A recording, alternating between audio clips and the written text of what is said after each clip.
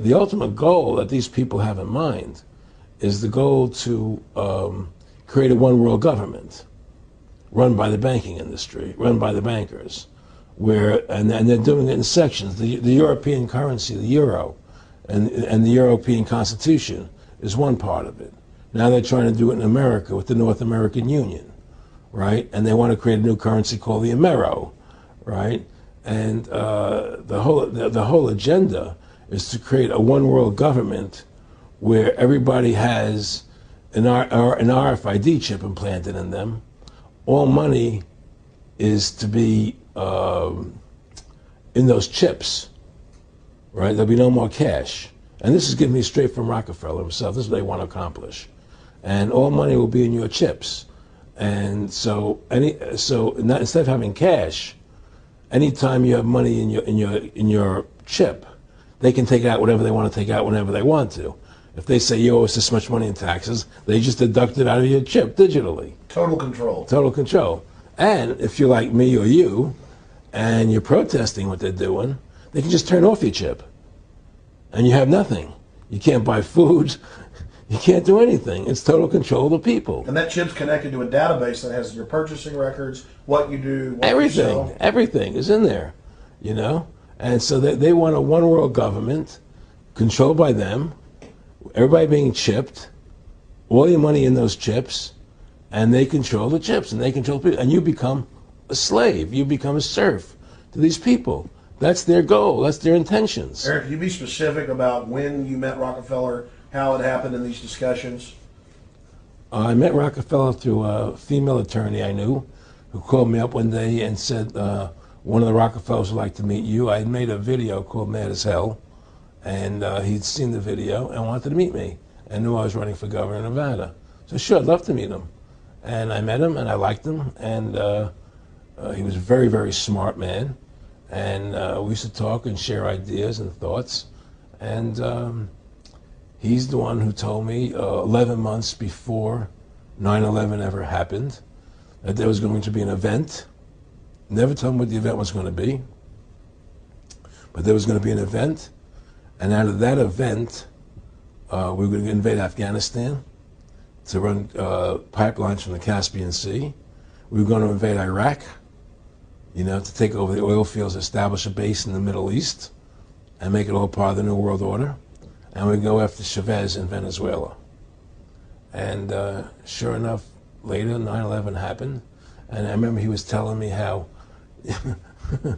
how you're gonna see soldiers looking in caves for people in Afghanistan and Pakistan and all these places, and there's going to be this war on terror, which is no real enemy, and the whole thing is a giant hoax, you know. But it's a way for the government to take over the American people. He told you it was going to be a hoax. Oh yeah, oh yeah.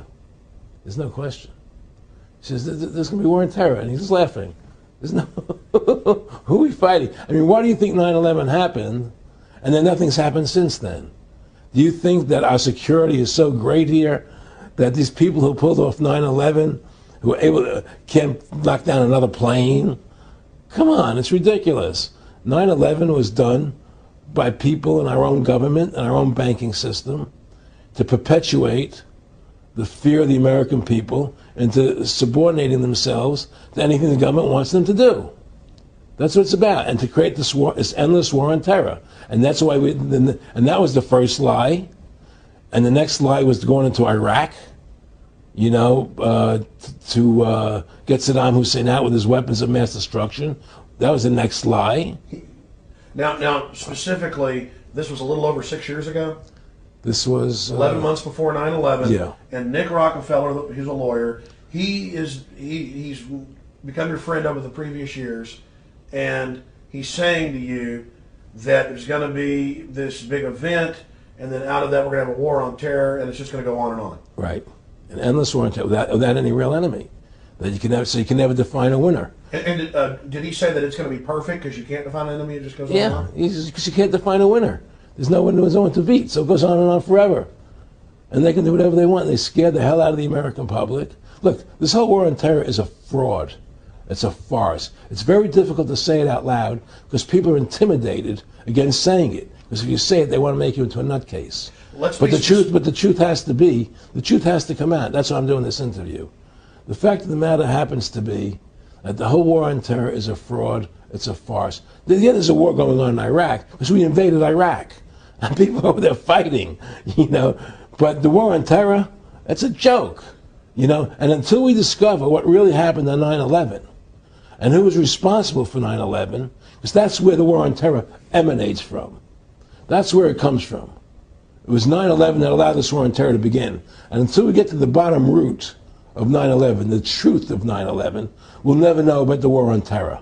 Aaron, you said that he was, and I think it's important, and I know this about the Rockefellers from Dr. Dennis Cuddy and many others who literally, you'll be 20 years old in a lunch line at college, and there's David Rockefeller. And here's your, I mean, they're experts at recruiting and getting what they call players, and that clearly he was, I mean, I want to make it specific and just get you to reiterate what you said last night about you got 30% of the vote, you were having an effect, you made mad as hell, they knew that you'd started the Constitution Party, they knew that you were somebody who was taking action and getting things done, you'd already made some big films, had a lot of other successes, so they were trying to recruit you, and didn't it come down to the point of, hey, we are here to recruit you, and don't worry, your chip's going to say, don't mess with us, you know, this guy's don't touch. Yeah, yes, that did happen. I was definitely being recruited, but it's more subtle than that. Well, in your words, just go through the process, and then what he said to you. Well, what it is remember, we were friends, and we used to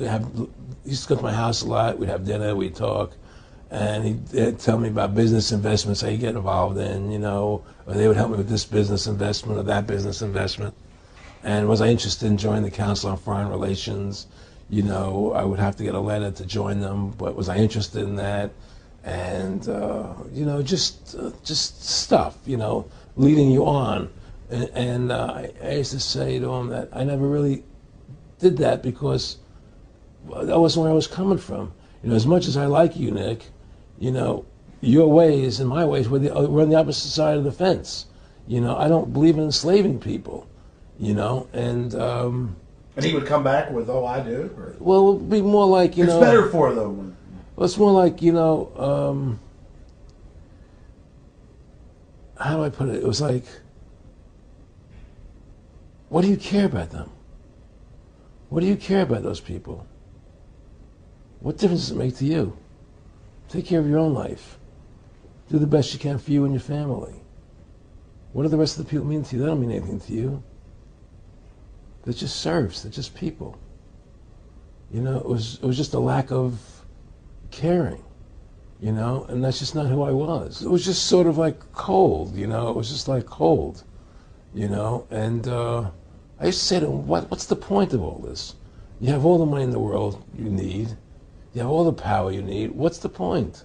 You know, what's the end goal? And he said the end goal is to get everybody chipped, to control the whole society, to have the bankers, the elite people, you know, the bankers and some governor controlling the world. And I said, do all the people in the Council on Foreign Relations believe this way you do? He said, no.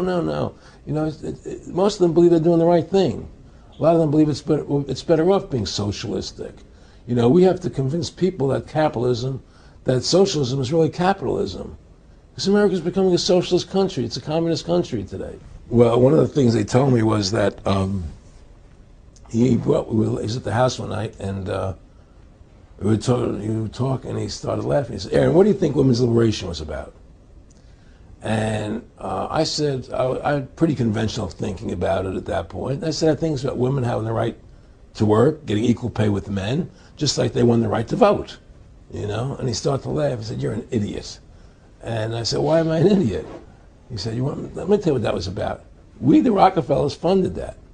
We funded women's lib, you know? And we're the ones who got all over the newspapers and television, the Rockefeller Foundation. He says, and you want to know why? He said, there were two primary reasons. And they were, one reason was we couldn't tax half the population before women's lib. And the second reason was, now we get the kids in school at an early age. We can indoctrinate the kids how to think.